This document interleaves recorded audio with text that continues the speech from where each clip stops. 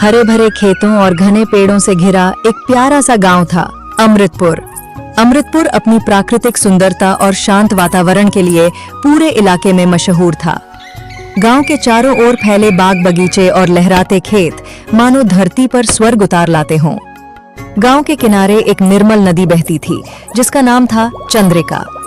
ये नदी ही गांव के जीवन की धड़कन थी।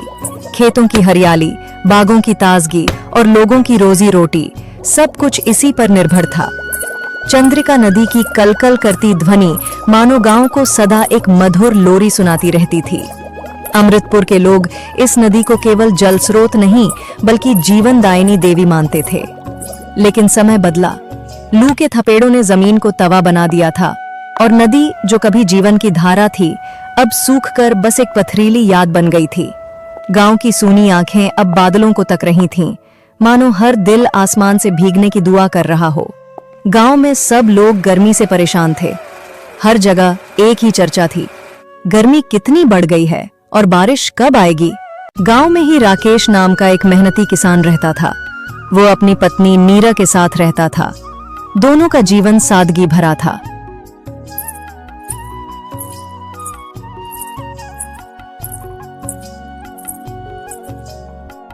सुनिए जी, कब तक इस टपरे में बैठे बैठे आसमान को ताकते रहोगे?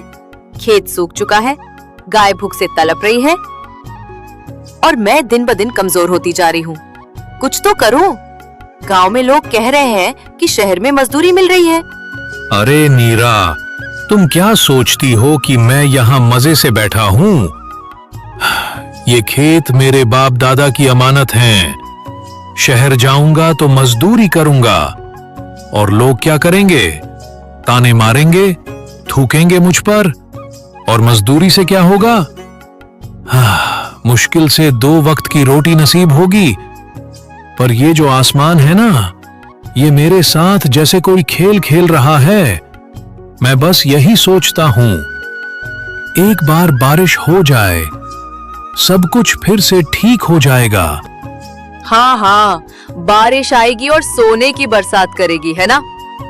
बस यही उम्मीदें हमें भिखारी बना रही हैं। आपकी आसमान से चिपकी ये नजर हमारे पेट की भूख नहीं मिटा पा रही। कल से मेरे पेट में एक दाना नहीं गया और हमारी गाय भी भूख से तड़प रही है। कुछ नहीं मिला उसे भी। अब सपने छोड़िए, हकीकत देखिए। हकीकत ये है नीरा कि ये खेत ही मेरी जिंदगी है। इन्हें छोड़ दूं तो जैसे अपनी ही रूह को धोखा दूं। मैं शहर जाकर मजदूरी तो कर लूंगा, लेकिन इस मिट्टी से मुंह कैसे मोड़ूं? गांव वाले क्या कहेंगे? कहेंगे रमेश डरपोक निकला, सूखे से हार गया। नहीं नीरा, मैं हार नहीं मान सकता। ये खेत चाहे सूख जाएं, पर मेरी हिम्मत नहीं सूखेगी। तो क्या करे अब? यहीं बैठकर भूखों मरे? गाय भी तड़प रही है, हमारे बर्तन भी खाली हैं। कब तक सिर्फ उम्मीदों पर जिएंगे?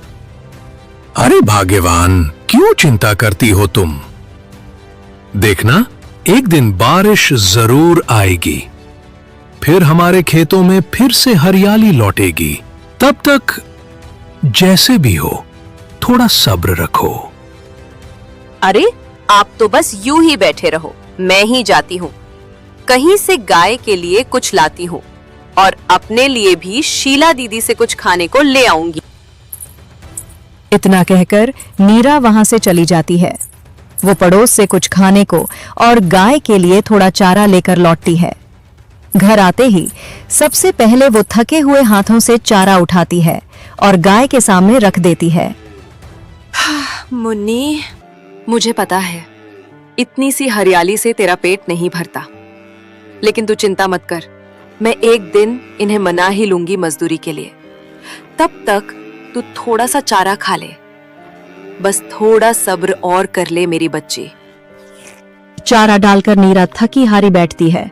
वो एक सादी सी रोटी खाती है और दूसरी रोटी रमेश के सामने रख देती है। रमेश बिना कुछ कहे चुपचाप रोटी उठा लेता है और धीरे धीरे खा लेता है। खाना खत्म करके वो बाहर निकलता है। गांव की पगडंडियों पर चलते हुए वो चारों ओर के हालात को देखने निकल पड़ता है।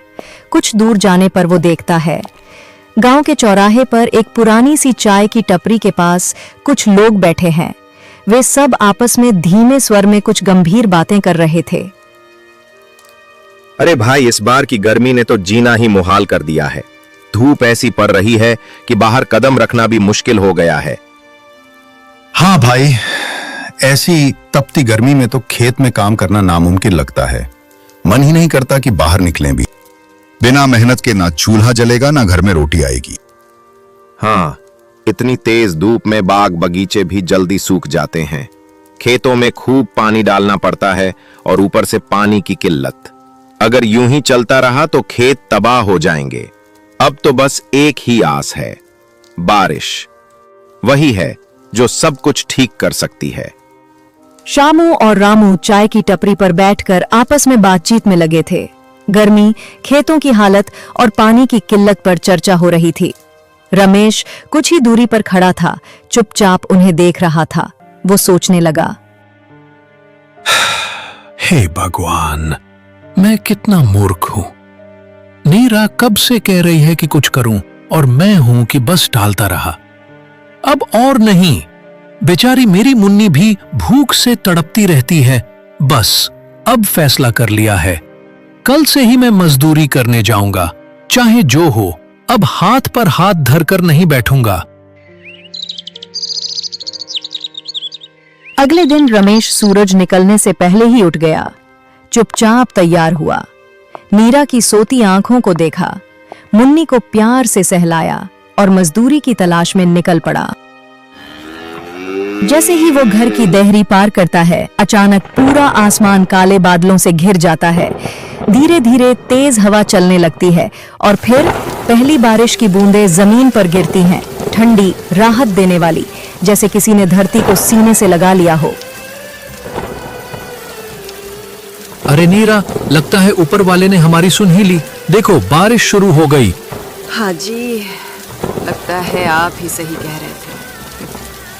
अगर आप कुछ दिन पहले ही मजदूरी के लिए मान जाते तो शायद बारिश भी पहले आ जाती। खैर, अब तो बारिश आ गई है, हमारी फसल भी अच्छी होगी। इस बार शायद थोड़ा मुनाफा भी हो जाए। इस बार की फसल बेचकर खूब पैसा कमाएंगे, एक अच्छा सा घर बनाएंगे, मिट्टी का नहीं पक्का। बस ये बारिश यूं ही चलती रहे और ये बारिश भरी रात भी चैन से कट जाए। बारिश की ठंडी फुहारों में भीगा हुआ गांव उस रात पहली बार राहत की सांस ले रहा था। हर घर में चूल्हा जला, हर आंख में उम्मीद की चमक थी। गांव के लोग बेहद खुश थे। बारिश ने सूखे खेतों में नई जान डाल दी थी। धीरे धीरे रात हो गई। बूंदों की रुंझुन संगीत बन चुकी थी।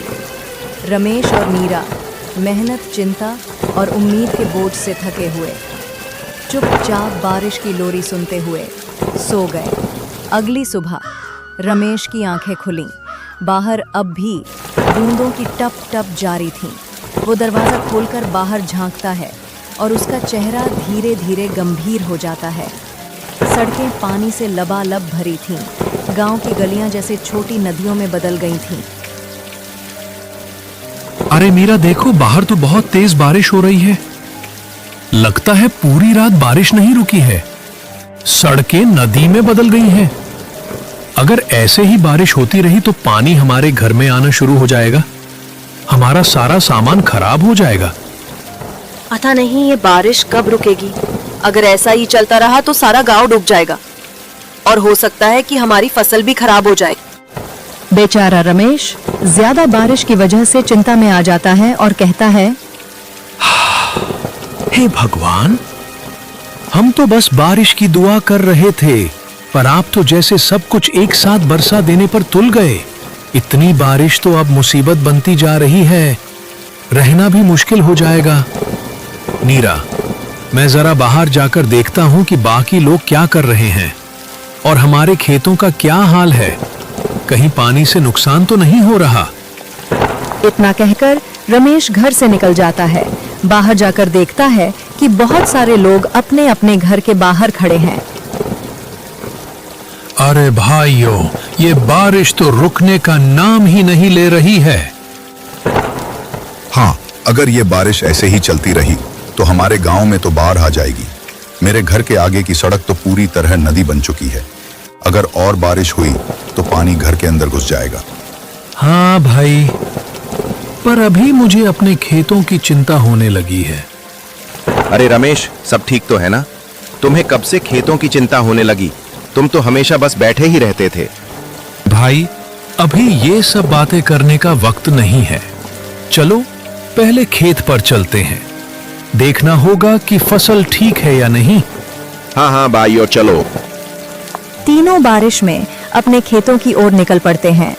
चलते चलते जहां तक उनकी नजर जा रही थी वहां तक पानी ही पानी था। जब वह खेत पर पहुंचे तो उन्होंने देखा कि फसल को अभी तक तो कोई नुकसान नहीं पहुंचा है। अच्छा हुआ भाइयों, फसल को कुछ नुकसान नहीं पहुंचा है। अगर फसल खराब हो जाती तो हम बर्बाद हो जाते। चलो, अच्छी बात है। बारिश से हम परेशान हैं, लेकिन खेतों और बगीचों को तो पानी मिल ही रहा है। इतनी बारिश से खेतों को कोई नुकसान नहीं होगा। हाँ भाई, और हो सकता है बारिश अब रुक भी जाए। चलो अब जल्दी से घर चलते हैं। तीनों खेतों से लौट रहे थे कि अचानक बारिश तेज तूफान में बदल गई। हवा जोर से चलने लगी और पानी तेजी से गिरने लगा। बिजली चमकी और रास्ता धुंधला हो गया। वे तुरंत एक पेड़ के नीचे जाकर रुक गए। भीगते हुए तीनों एक दूसरे की ओर चिंतित नजरों से देखने लगे। अरे ये बारिश तो तूफान में बदल गई। अब तो बारिश और तेज हो गई है। अब क्या होगा? अब तो लगता है पानी हमारे घरों में घुस जाएगा। हमारे घरों का क्या होगा? बेचारे तीनों उदास मन से लौट जाते हैं। गांव पहुंचकर सब लोग अपने अपने घरों में दुबक जाते हैं। रमेश के घर की छत से पानी टपकने लगता है और नीरा बर्तन रखकर पानी रोकने की कोशिश करती है। अरे रे रे, ये क्या? अब तो छत से भी पानी टपकने लगा। कुछ समझ नहीं आता, अब होगा क्या? तुम चिंता मत करो नीरा, मैं कुछ न कुछ जरूर करूंगा। हालात कैसे भी हों, मैं हार नहीं मानूंगा। अरे आप क्या करेंगे अब? जब मैं कह रही थी कि तिरपाल ले आओ, तब तो सुना ही नहीं आपने। अब लाकर क्या करोगे? और लाओगे भी कहां से? घर में खाने को कुछ नहीं बचा। और हमारी मुन्नी, उसे क्या खिलाएंगे? दोनों पति पत्नी के बीच बहस शुरू हो जाती है, लेकिन उस बहस का अब क्या मतलब जब वक्त ही गुजर चुका है। रमेश के कालेस में जो कुछ भी था सब भीग कर बर्बाद हो गया। अब घर में कुछ भी नहीं बचा, न खाना, न कपड़े, न कोई सहारा। जब तीसरे दिन बारिश रुकी तब गांव के सभी किसान अपने अपने खेतों की ओर निकल पड़े। वहां पहुंचकर देखा तो दिल टूट गया। फसल पूरी तरह बर्बाद हो चुकी थी। बेचारे सभी किसान मायूस होकर चुपचाप और भारी मन से अपने घर लौट आए। नीरा, लगता है अब मुझे मजबूरी में मजदूरी ही करनी पड़ेगी। हमारी पूरी फसल तो बर्बाद हो चुकी है। अब खेत से कुछ मिलने वाला नहीं। मैं जब पहले कहती थी तब तो आप सुनते ही नहीं थे। खैर, कोई बात नहीं, जब जागो तब सवेरा। अब तो मजदूरी करनी ही पड़ेगी, और कोई रास्ता भी तो नहीं बचा। मजबूरी में रमेश घर से निकलता है मजदूरी की तलाश में। थोड़ी तलाश के बाद उसे एक मकान पर मिस्त्री के साथ काम करने का मौका मिल जाता है। वो बिना थके, बिना रुके पूरा दिन जी जान से मेहनत करता है। धूप पसीने से तरबतर रमेश के चेहरे पर थकान तो होती है, लेकिन आंखों में संतोष भी। शाम तक जैसे तैसे वो इतना कमा लेता है कि अपने, नीरा और मुन्नी तीनों का पेट भर सके। उस दिन पहली बार सबने तसल्ली से खाना खाया। नीरा के चेहरे पर हल्की मुस्कान थी और मुन्नी की आंखों में चमक। नीरा, मैं सोच रहा हूं कि जमींदार काका से कुछ पैसे उधार ले आऊं। कम से कम बीज तो खरीद सकूं ताकि खेत में कुछ बोया जा सके। मजदूरी तो मैं करता ही रहूंगा, पर साथ साथ खेत को भी खाली नहीं छोड़ सकता। हाँ जी, वो तो ठीक है, पर आपने तो पिछले महीने ही काका से कहा था कि आपको पैसे की कोई जरूरत नहीं है। अब फिर से कैसे मांगेंगे उनसे? रमेश इतना कहकर घर से निकल गया। रास्ते में वो लगातार सोचता रहा कि अब क्या करेगा, क्योंकि उसने काका से तो बहुत ही बुरे तरीके से बात की थी। सोचते सोचते रमेश काका के घर पहुंच गया। अरे रमेश, क्या हाल है तुम्हारे? कैसे आना हुआ यहाँ? काका, हालात ठीक नहीं है, इसीलिए आपके पास आया हूं। हाँ हाँ बोलो रमेश, क्या हुआ बेटा? सब ठीक तो है ना? काका, मुझे 5,000 रुपए की जरूरत है। खेत में फिर से बीज डालने हैं और हमारी मुन्नी भी बहुत कमजोर हो गई है। घर में खाने को भी कुछ नहीं बचा। हाँ हाँ रमेश, मैं दे दूंगा, तू चिंता मत कर बेटा। मुश्किल वक्त में हम एक दूसरे के काम ना आए तो क्या फायदा? काका, मैंने उस दिन आपसे बहुत ही बुरा व्यवहार किया था, उसके लिए मैं सच में शर्मिंदा हूं। मुझे माफ कर दीजिए काका, मैंने गलती की। अरे रमेश, उसके लिए तुम्हें माफी मांगने की कोई जरूरत नहीं है। वक्त ही ऐसा था। मैं तुम्हारी मजबूरी समझ सकता हूं। अपने लोग गलती नहीं गिनते, साथ निभाते हैं। काका रमेश को पैसे दे देते हैं। रमेश सबसे पहले उन पैसों से गाय के लिए चारा लाता है, फिर खेत के लिए बीज और खाद खरीदता है और घर के लिए कुछ खाने पीने का सामान भी। वो खेतों की गुड़ाई करता है, जुताई करता है और बीज बोता है। साथ ही रोज मजदूरी पर भी जाता है ताकि घर का खर्च भी चलता रहे। धीरे धीरे उसके खेतों में हरियाली लौट आती है, फसल लहलहाने लगती है और रमेश की आंखों में फिर से उम्मीद की चमक आ जाती है। 3 महीने बाद जब फसल कटती है तो रमेश सबसे पहले जमींदार काका का कर्ज चुकाता है, फिर वो घर का जरूरी सामान खरीदता है। अब रमेश, मीरा और मुन्नी तीनों खुशहाल जिंदगी जीने लगते हैं। और दोस्तों, इस कहानी से हमें यही सीख मिलती है कि सिर्फ बैठे रहने से कुछ नहीं होता। कुछ पाने के लिए मेहनत करनी पड़ती है और खूब करनी पड़ती है। जैसे मैं आपके लिए कहानियां लिख रही हूँ, मेहनत कर रही हूँ, लेकिन अब तक 1000 सब्सक्राइबर पूरे नहीं हो पाए।